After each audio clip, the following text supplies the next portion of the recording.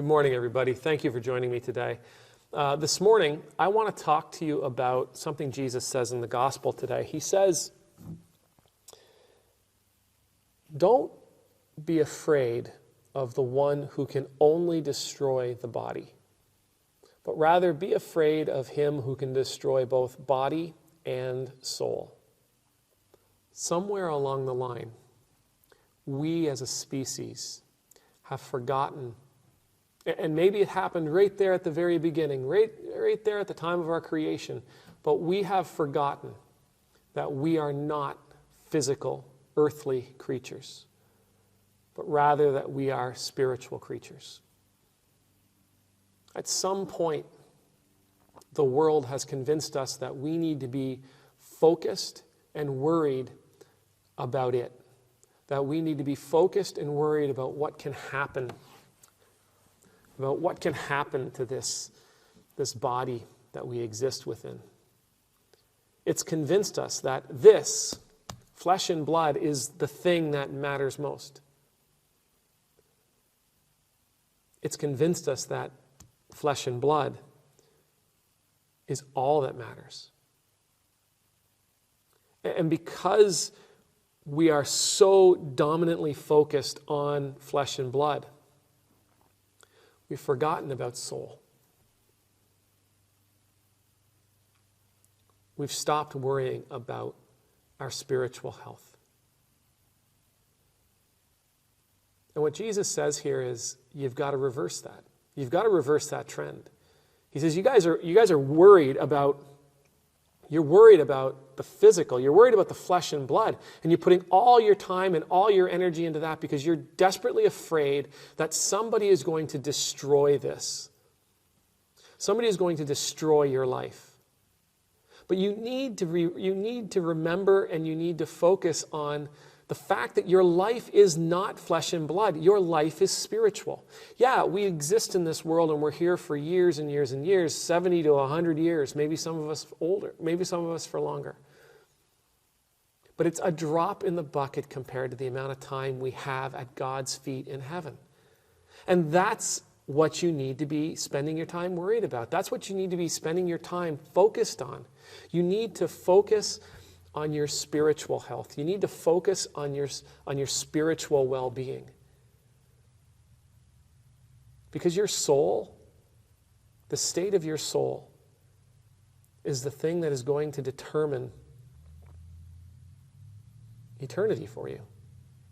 The state of your physical body, whether you live for 10 years or 20 years or 150 years, has absolutely nothing to do with what comes after your death. And everybody dies. No matter how good your life is here, no matter how much no matter how much time you spend on the body and blood in the here and now, all of us die. All of us come face to face with eternity. But what we do here is we worry about everything. Did the grass get cut? Did I get my work done? Is there food in the fridge? Is there gas in the car? Do I like my car? How does my car make me feel? I don't really care for driving it. I feel kind of ashamed. Do you think people are offended by me being in this car? Do you think people make fun of me driving this car? I wonder what people really think of me. Do people like me? Do they hate me? Am I even a thought to most people? How come they don't think of me? I think I'm special. Why aren't I special? Hey, how come that person's offended by something that I'm not offended by? I think that person shouldn't be offended by that. I'm going to let them know. The stuff that we spend our time focused on is such a waste. It's an absolute waste of our time and our energy. We are terrified. As a creature, we are terrified that something is going to destroy us. And we've forgotten that nothing in this world can ever truly destroy us if our relationship to God is sound. if our relationship to Jesus Christ is in line with his teachings and with his desires for us. Nothing in this world can harm us. It can destroy the flesh, it can destroy the blood, it can destroy the bone, but that's not what we are.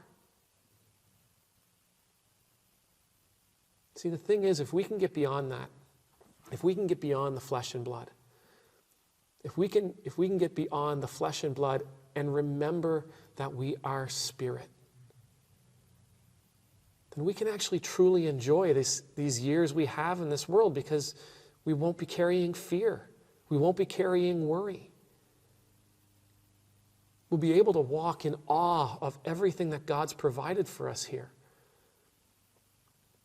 without trepidation, without despair. We'll be able to truly love one another without being afraid somebody's going to stab us in the back. We'll be able to truly enjoy what we have without being envious of what others have.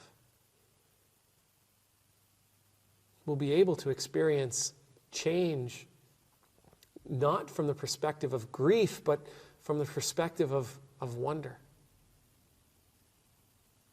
This is how I want to live. I want to live my life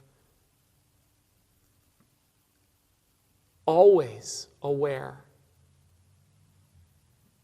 that this flesh and blood means nothing compared to my spirit. I want to live this life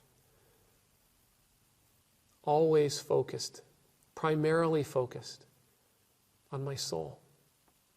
Because I know if I can do that, not only will I enjoy this life, but I'll be preparing myself for the next world as well.